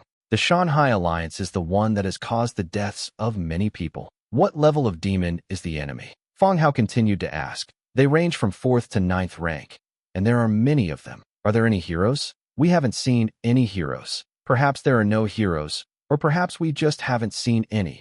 Ma Tianyi replied. Demons have heroes, and he has even seen one. High-level heroes have an incredibly fast recovery speed. They heal at a rate that is visible to the naked eye. It can also fly and use various demonic powers. Extremely difficult to deal with. If we were to provide support, what are your thoughts on the distance? We're in the same area, but transporting troops there would take at least several months. Fang Hao asked again. We haven't figured that out yet, so we can only temporarily slow down the spread and wait for other reinforcements to arrive. What's in it for me to help you? Ma Tianyi glanced at Fang Hao and said, I can promise you 20,000 Warfire coins as a reward for you, sir. After all, the number of demons is huge, and we still need the help of the regional alliance. His point was that no matter how capable Fang Hao was, he couldn't handle such a large scale. At that time, other allied forces will also need to work together to deal with it. Fang Hao, picking up some food, continued, Where do you live? In the Orcish territory, Orc territory domain. Within this region, the Orc territory domain is located to the east of the main city. In addition, Fang Hao has already captured the Orcs, Tusco City, and Quangling City, so we can roughly guess the location of the Shanghai Alliance's main activities. The Orc territory has always been chaotic, with constant warfare and plunder, and some races even cannibalizing humans. Ma Tianyi is actually quite impressive for being able to form an alliance that is not afraid of the Orc natives. Boss Fang Hao, where is your city? Ma Tianyi asked in return. Humanity's 100 Cities Federation. Both of them spoke rather vaguely, since they hadn't actually established a cooperative relationship, and they were both being cautious. Upon hearing that it was in the human area, Ma Tianyi's expression clearly showed some disappointment. So far away, even disregarding the time required for the journey, transporting troops across such a large area is extremely difficult. This sigh, in the end, Ma Tianyi could only let out a heavy sigh. Fang Hao continued, If this matter cannot be resolved, what are your plans for the future? What should they do if they can't stop it? Ma Tianyi didn't think about it for too long, perhaps because it had already been discussed internally. He said, The members of the Alliance are all transmigrators in the vicinity. If there is really no other way, they will have to abandon the city and move to the Human Federation's territory. If the spread of the demons cannot be stopped, the only option is to abandon the city and evacuate. With this withdrawal, the foundation of the Shanghai Alliance is essentially gone. Ultimately, they might find a city to form a small gang or join an alliance of other transmigrators. But without the city, they were destined not to go far, and they might not even be much different from the original inhabitants. Okay, Fang Hao nodded, picked up a slice of meat, and put it in his mouth. Ma Tianyi waited a moment, but Fang Hao did not reply. He then asked, Boss, what do you mean? If you're willing to help us, besides the reward, we'll remember your help. I need to send someone to your place to check if I have the ability to help you. He still cannot fully trust Ma Tianyi, not to mention that he already has many enemies within his own federation.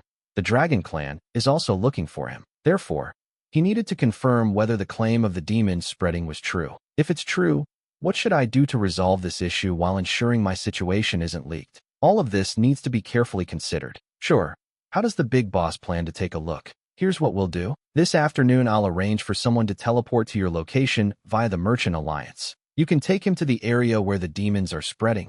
Fang Hao continued. Okay, then once you've chosen someone, Please let me know and I'll take him to see him, Ma Tianyi said. Okay, let's settle on that for now. Once the matter is settled, Ma Tianyi had no intention of lingering and stood up, saying, Brother Fang Hao, I have appointments with other members of the alliance, so I won't stay any longer. After this matter is over, I will definitely host a banquet to properly entertain you. Okay, Leader Ma, please get back to your work. Ma Tianyi left with his orc hero. Only Fang Hao and Jia remained, continuing to devour the food on the table. Do you feel he's telling the truth? Fang Hao asked. While eating, Jia asked, do you think he's lying to you? It's hard to say. We do have quite a few enemies now. Fang Hao had some doubts in his heart. Then we won't help him. There's no loss to us, Jia said. Fang Hao shook his head. Actually, judging from the other party's description, it was a dungeon about demons. He was still quite interested. Now, attacking camps and exploring regular maps are no longer of much help to him. If there were such a large map to explore, the rewards would certainly be substantial, especially those related to demons. His storage space, demon teleportation, is all about demonic technology. If the intelligence is true, he still wants to give it a try. Let's see when the time comes. If a large number of demons really come out, then it's real. If not, then it's fake. Yes, it's up to you. After eating and drinking their fill, they took Jia and headed back. I was teleported back to the main city. On the way back to Lord's Manor, I took the opportunity to summon the ghost hero Xiaoyu, who rarely leaves his room. When Xiaoyu's figure peeked out from behind the wall, Fang Hao then realized she was in the room. It's all because she went out. They returned to Lord's Manor together, and Xiaoyu sat down and waited for a while. Fang Hao took out the Lord's book. Found it. Tang Chi in the Orc Territory domain. Open private messages. Tang Chi, is there anything planned for this afternoon? Tang Chi is a transmigrator in the Orc Territory. Due to his exceptional talents in certain areas, he has won the favor of the daughter of the Orc chieftain of the Blackstone tribe. Hey boss, I'm all set. What can I do for you? Tang Chi replied. Fang Hao said directly. Then I'll teleport you here. I have a mission for you to take care of, so bring all your equipment. Okay, wait a moment. About 10 minutes later, Tang Chi sent a message saying that everything was ready. Fang Hao directly released the teleportation light screen. The next second, Tang Chi, along with 2 orc warriors, walked out from the light screen. Orc warriors, clad in heavy armor, with burly builds. He's a 6th-tier orc warrior. He should be the one protecting him. Boss, Tang Chi greeted immediately. He glanced at the hero Xiaoyu beside him. He didn't recognize him, but smiled and nodded. That was a way of saying hello. The 2 orc warriors behind him immediately saluted. Okay, have a seat. Tang Chi sat down to the side. Fang Hao continued. Tang Chi, have you heard about the Shanghai Alliance? Tang Chi nodded. I heard the losses were quite severe, and many people died. Well, this morning, the leader of the Shanghai Alliance contacted me, hoping to help them resist the enemy. I need you and Xiaoyu to go to the Shanghai Alliance's location to check on the situation and bring back as much detailed information as possible. Fang Hao gave a brief explanation before telling him why he had been summoned. Tang Chi's smile froze slightly, and fine beads of sweat appeared on his forehead. As more and more information comes out, having heard that over 10,000 people had died in the Shanghai Alliance, the thought of being sent to investigate the situation filled me with a sense of dread, as if I were about to be sent to the battlefield. Boss, are we going to the battlefield? No need. I'll have Ma Tianyi, the leader of the Shanghai Alliance, take you to check out the surrounding area. You mainly need to confirm the number and level of the enemies, and whether the Shanghai Alliance is really in as dire a state as they say, Fang Hao instructed. I heard that I don't need to go to the battlefield, but only accompany them to check the perimeter. I breathed a sigh of relief. Understood, boss. Leave it to me, Tang Chi assured him. Fang Hao then looked at Xiaoyu. Xiaoyu, you go with him, and you two gather intelligence separately. Yes, sir. Fang Hao nodded, said nothing more, and directly contacted Ma Tianyi, telling him that he was at Merchant Alliance. Please provide support from the teleportation array side. The other party quickly replied, indicating that it was possible. All right, the 4 of you can set off now. Fang Hao took out a blank map and handed it to Tang Chi. Tang Chi, take this. When you get there, write down the location on the map so I can come to your rescue if you're in danger. Understood, boss. Then go ahead and be careful. Take lots of photos when you come back. Kindness. Fang Hao escorted the 4 of them to the teleportation array. They disappeared directly into the light curtain. After seeing the group off, Fang Hao looked at the magic book for a while longer. Afternoon. Fang Hao received the holster template for the first revolver pistol made from the tanner. Sir, this is a holster made according to the blueprint. Do you think the style is acceptable? The tanner, Bach, placed the holster on the table. The whole thing is made of leather and yarn. It can be hung around the waist, or, if needed, hung on the side ribs like in the movies. It's the kind of outfit that can be easily mixed and matched. Fang Hao placed the revolver inside and conducted a test. Although I've never seen what a real gun holster looks like, but he was quite satisfied with the tanner's work. The tightness and size were just right. Moreover, it doesn't affect the speed of drawing the gun, so it can be said to be a great success. Very good. I've always trusted your skills, Fang Hao praised. Thank you, sir. I will proceed with mass production according to this standard. Okay, let's make 100 first, and then increase the quantity according to the requirements later, Fang Hao said after thinking for a moment. Fang Hao felt that it wasn't a good deal to have this holster engraved with a blueprint. Let the tanners make it. After all, there are quite a few skeleton craftsmen. Before leaving, Fang Hao handed the first holster to Dimitrika, golden-armored lizard man, with a long sword hanging on his left side and a revolver on his right. Rifle. It's still quite imposing. Fang Hao himself doesn't use it because he rarely needs it and usually keeps it in storage space. Dimitrika, I haven't seen you go to the Queen's place lately, Fang Hao asked casually. What is it, sir? Yes, there are some things to discuss. When you have time, invite the Queen over for a meal. Oh yes, sir. By the way, do you have a lot of temples? There are quite a few. Temples are the embodiment of the lizard man spirit, and there are basically 1 or 2 temples in every region. So many.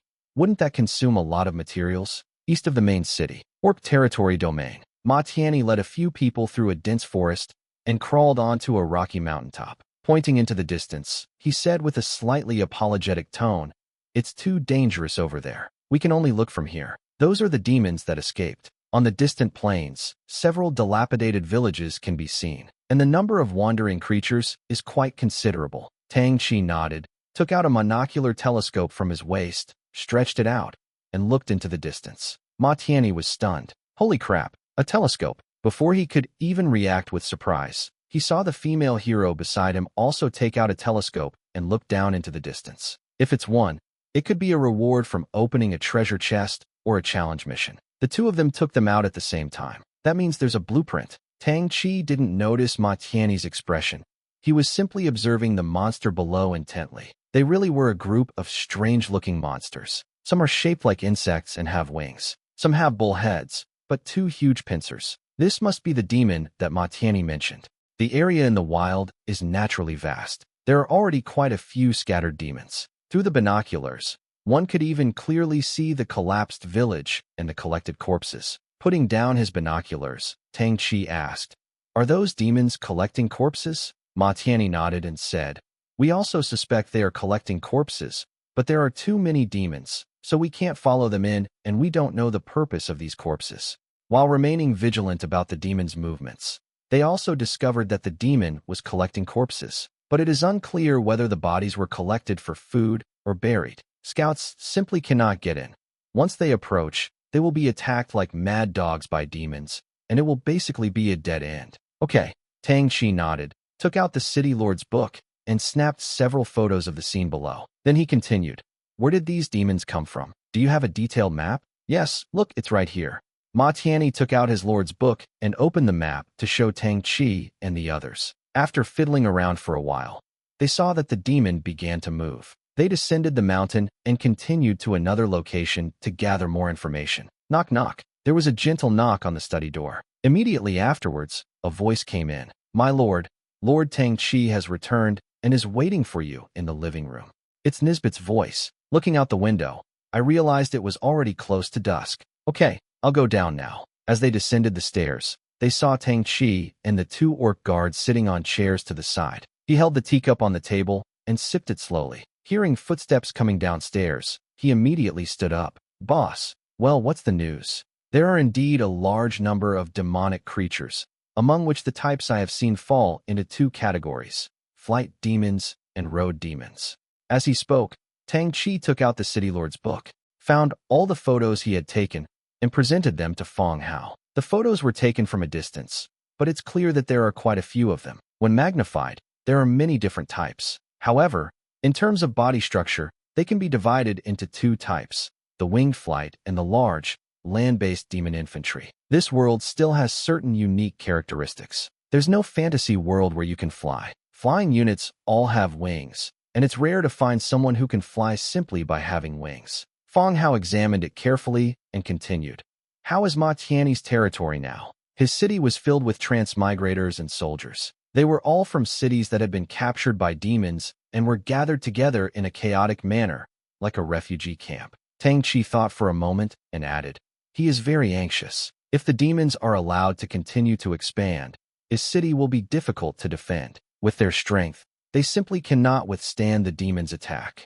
Hearing Tang Chi's words, Fang Hao's doubts lessened. It seems that the Shanghai alliance has truly been forced into a corner and is not simply putting on an act with him. Where is his territory? Let me see. Fang Hao continued. Tang Chi took out the blank map, and after Fang Hao saved it, the other party's location was displayed on the large map. It's located just east of Quangling City. Boss, he told me that the demon's stronghold is located here. Tang Chi pointed again. It is located in the northeast corner, which is a relatively remote location. Okay, whether you do it or not, I'll give you credit, Fang Hao said with a smile. Tang Chi smiled and quickly waved his hand. It's what I should do. Okay, stay for dinner later, then go back. Oh, I can't accept this. Is there anything you're embarrassed about? Are there any dietary restrictions? No. Night fell, and the pitch-black night enveloped the mountains and forests. The chirping of insects and birds had disappeared, and only occasional whimpers could be heard in the blood-stained air. It seemed to be the last struggle of life. Squeak, squeak. One after another, carts filled with corpses creaked and groaned as they were pulled by several demons. Occasionally, a faint groan could be heard from the corpse. Each time, it would attract a flurry of blows from the demons nearby, until the demons could no longer make a sound before they stopped. The demons continued on their way until they came to a valley shrouded in thick dust. Before the convoy entered the valley, under the moonlight, the shadow of a demon twisted slightly, then detached itself and darted towards a nearby tree. The demon's convoy, completely unaware, swaggered into the dust valley. Xiao Yu's figure coalesced beneath the giant tree. Look ahead at the valley. It was quite different from what Ma Tianyi had told me when I arrived. This is not some empty valley. The only entrance was built with a 3-meter-high log wall, and patrolling demons could be vaguely seen inside. Just one day, the devil built a huge camp here. It seems the situation here is more serious than Ma Tianyi described. Just then, another convoy full of corpses arrived. Xiao Yu's body transformed back into shadow, disappearing into the demon's shadow, avoiding the torchlight, and together they entered the camp. Late at night, the sky was already beginning to lighten. Fang Hao felt someone pushing him. I opened my eyes groggily and saw a figure sitting by the bed. I was startled, but after regaining my composure, I realized it was Xiao Yu. Clutching his chest, Fang Hao said, Xiao Yu, you've scared me again. Xiao Yu smiled apologetically. My lord, I have brought back intelligence.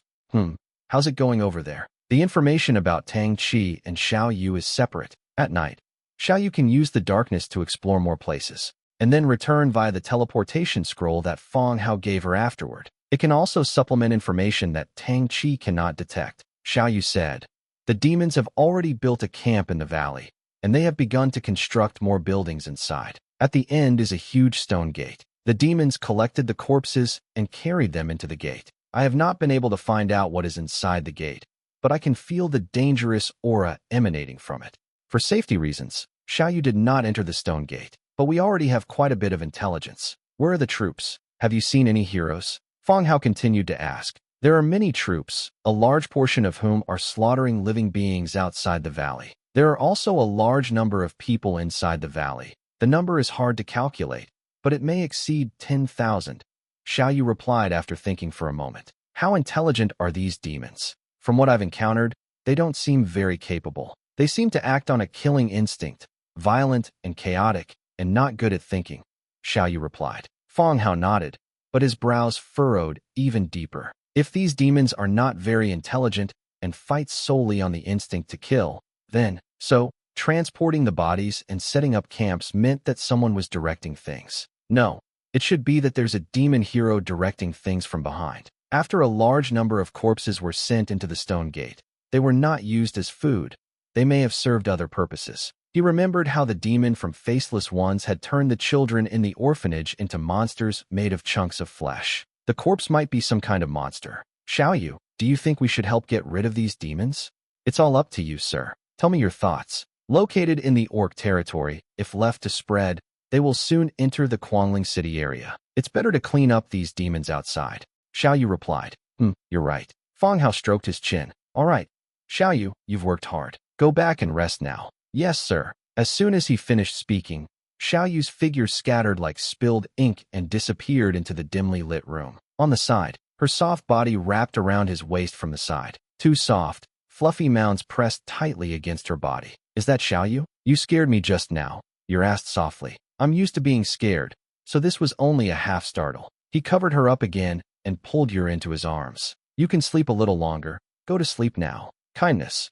When I opened my eyes again, it was already 7 o'clock. Yer has already left for training. Fang Hao stretched and then sat up. Speaking of which, there are many things to do today. After breakfast, Fang Hao continued to study the necromancy book. Why do we still need to study even after becoming lords? 10 a.m. Dimitrika brought the lizard folk queen with her. Fang Hao had no choice but to go downstairs to greet them. Seriously, there's no need to be so efficient. We said yesterday that we'd invite the queen over, and she arrived first thing this morning. How much free time do you have, queen? As I walked downstairs, I saw Queen Anastasia, dressed in peacock blue, sitting below, gently sipping her tea. He would occasionally smile and say something to Dimitrika. Lizardman's smile appears somewhat dangerous to humans, as he reveals too many teeth. Queen Anastasia, Mr. Fang Hao. The two exchanged polite greetings. Mr. Fang Hao, Dimitrika told me you wanted to discuss business with me. I'm looking forward to making some money here with you, the queen said half-jokingly. Lizardman purchased a large quantity of weapon armor from Fang Hao. The amount has reached nearly 10 million. Fang Hao keeps talking about promoting cooperation between the two sides and establishing trade relations. But I never bought anything. This time, there really is a chance for the queen to earn it back. Fang Hao also smiled. Oh, is there anything I have that you need? Glazed tiles. I want to buy a blueprint from the glazed tiles factory. Fang Hao didn't beat around the bush and stated his thoughts directly. The queen was taken aback by these words. His gaze unconsciously drifted to the building outside the door. They seem to be speculating whether or not they'll be upgrading the buildings to level 15. After thinking for a moment, the queen said, It's difficult for us to sell you the factory's blueprints, but we can still try to find a way to help you with just glazed tiles. Just as I expected. So I'm planning to buy glazed tiles. How much do they cost? The queen gracefully picked up her teacup and took a small sip. After thinking for a moment, he said, We need to have someone compile the specific price when we get back. There are many temples that need to be renovated and built within the Holy Dynasty this year, and the production of glazed tiles is not large. The price will probably be between 80 and 100. We also need to allocate glazed tiles from our original plans, so we can't provide them to you all at once. There are many temples in Lizardman, which are newly built and renovated every year. Suddenly, I realized that forming a construction team in the Lizardman territory would definitely be profitable. At least there's no shortage of work. A price between 80 and 100 is considered a mid-range price and is acceptable. Before Fang Hao could answer, Lizardfolk Queen continued. Approximately how much do you need? How long would it take to raise 5,000 pieces? Yes, I need to go back and have someone compile the exact time frame. It might take 1 or 2 months, or it might take longer. Fang Hao nodded, saying that the blueprints for ironwood and finestone bricks were still undecided. Even if we obtain the blueprint, production will still take some time. We could wait for Lizardman to raise glazed tiles. All right, then I'll trouble the queen to keep an eye on things and get the glazed tiles together as soon as possible. Yes, the queen nodded. Merchant Alliance headquarters, tavern. On the second floor, in the private room, 5 transmigrators sat around a round table. They are Fu Yingkai, the leader of the Beacon Fire Alliance. Shi Ba is the leader of the War God Alliance. Zhang Hao, leader of the 100 Cities Brotherhood Alliance. Bai Xian, leader of the Straw Hat Navigation Group. Seated in the main seat is Ma Tianyi, the leader of the Shanghai Alliance. This time, the reason for bringing together the leaders of these alliances is naturally related to the matter of the demons. After giving a general account of what happened, Ma Tianyi said, That's how it is. Shanghai Alliance is facing difficulties, and we ask everyone to help us get through this tough time. As soon as he finished speaking, the other 4 fell silent. After a short while, someone spoke up, Alliance leader Ma. Not to mention that we don't have many people, and we can't possibly cross such a long distance to interfere with the orcs' affairs. Fang Hao of the Brotherhood Alliance also said, "It's not a question of whether to help or not. It's simply impossible to do so. Right now, the 100 Cities Federation is also in turmoil, sending out large numbers of troops, and our territory is also in danger." Bai Xian of Straw Hat Navigation Group also said with a wry smile, "Leader Ma, we are on the southern border of 100 cities, and you are on the north side. This spans the entire Federation. By the time the others arrive, it will probably be autumn." Several people spoke in succession, but gave the same answer. "The fact that you came today is already a great honor for Ma Tianyi. As for helping the Shanghai Alliance, I could only politely decline." Joke. The Shanghai Alliance used to be a much larger alliance than them, but it has been reduced to its current state. If they went there, they would likely suffer heavy losses as well. Moreover, Ma Tianyi didn't offer any particularly attractive compensation, so who would risk their life to do this? Actually, I've already contacted the other alliance leaders about the route. They will help devise a route to ensure the army's safe passage. As for the journey, we will try our best to hold off the demons and wait for reinforcements to arrive, Ma Tianyi continued. The other 4 people also exchanged glances. In the end,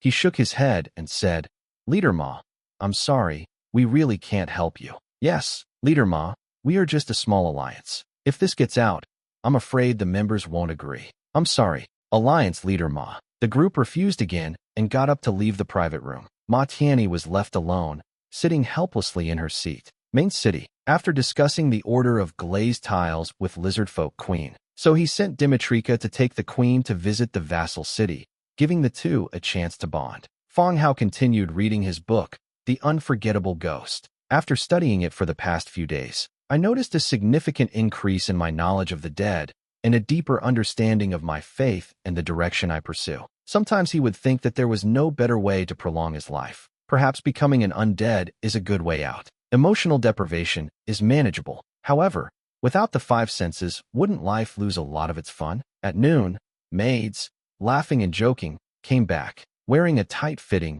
shoulderless short-sleeved shirt. Her breasts swayed as she walked. "It's distracting." "Master," Mealy cried out and pounced on him. Like a ball of cotton candy, she bumped into his arms. 2 white, fluffy, droopy ears rested on his chin. Pulling her arm away from her ample bosom, she said, "What's wrong? Why are you acting all cute as soon as you get back?" Mealy snuggled closer to him and said, "Master, when are you going to bring my master back? I miss her." "Master?" Mealy's mentor is Grizzly Reed. Previously, they were bandits. Later, the bandits' camp was abandoned by Fang Hao. The ordinary bandits were incorporated into the armies of various cities, while the grizzly bears were sent by Fang Hao to a city to be responsible for producing terracotta tiles. Currently, the main supplier of terracotta tile within the territory is the grizzly bears. "It's been a long time since I've checked out the grizzlies. If you miss her, we'll go see her later," Fang Hao said with a smile. "Yay!" Mealy cheered, lifting her chin and gently tapping it above. Then,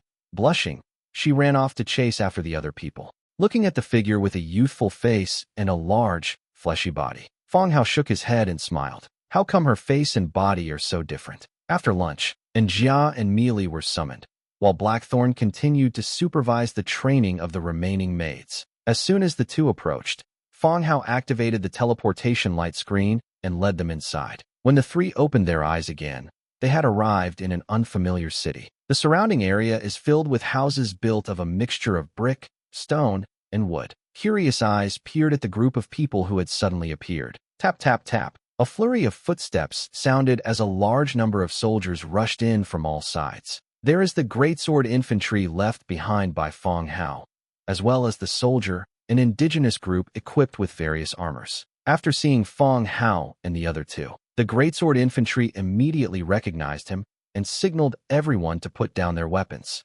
"Lord," greatsword infantry bowed.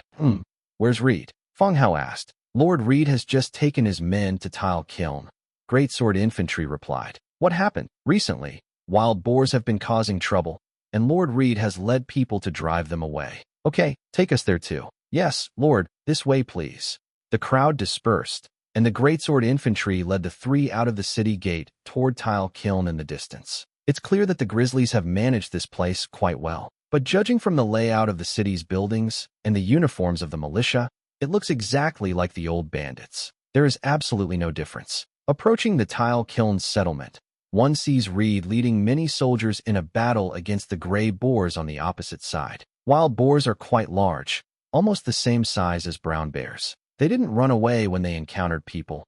Instead, several militiamen were injured and were covered as they retreated. And Jia, go and help them. Good. And Jia lightly touched the ground with his feet, and his figure transformed into a streak of light, rushing out at breakneck speed. They quickly passed the militia and rushed to the front of the wild boar. Before the wild boar could react, he threw a punch. Bang! After a dull thud, the wild boar slid 3 or 4 meters to one side, its eyeballs bursting open and blood flowing from its 7 orifices. He died. Everyone was stunned and looked at the white-haired girl who had suddenly appeared in surprise. Grizzly frowned, then looked the other person over again before his expression suddenly lit up with joy. Looking back, Fang Hao and Mealy were standing in the distance. Moreover, Mealy kept waving her arms. Grizzly commanded the soldier to begin cleaning up the battlefield and carrying the boar carcass back. Then they followed in Jia and walked this way together. My lord, Grizzly immediately bowed. Human warrior,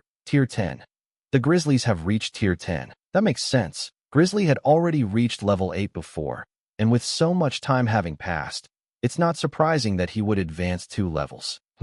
Are you getting used to living here? Fang Hao asked with a smile. The group walked back side by side. Grizzly nodded. It's all right. How is tile kiln's production? Production is very stable. Fang Hao inquired about the development of some cities. Grizzly answered each question. Although she couldn't recruit troops like the transmigrators, she did manage to recruit many bandits from the surrounding areas and also took in many refugees. There are no problems with population or development. The grizzly bears were exposed to the bandit system, so the city's appearance was more like a bandit's camp. UVE reached tier 10. I'll take you back to the main city later to advance your hero. Grizzly's face lit up again. Thank you, sir. Okay, let's not delay any longer. Give the instructions, and we'll head back now. Yes, sir. They walked out of the light curtain. Grizzly was still a little nervous, as it was her first time in the main city. The environment here is incomparable to what I have back home. Even those prosperous cities can't compare to Fang Hao's place. The training ground is this way. Fang Hao led her towards the merit trial ground.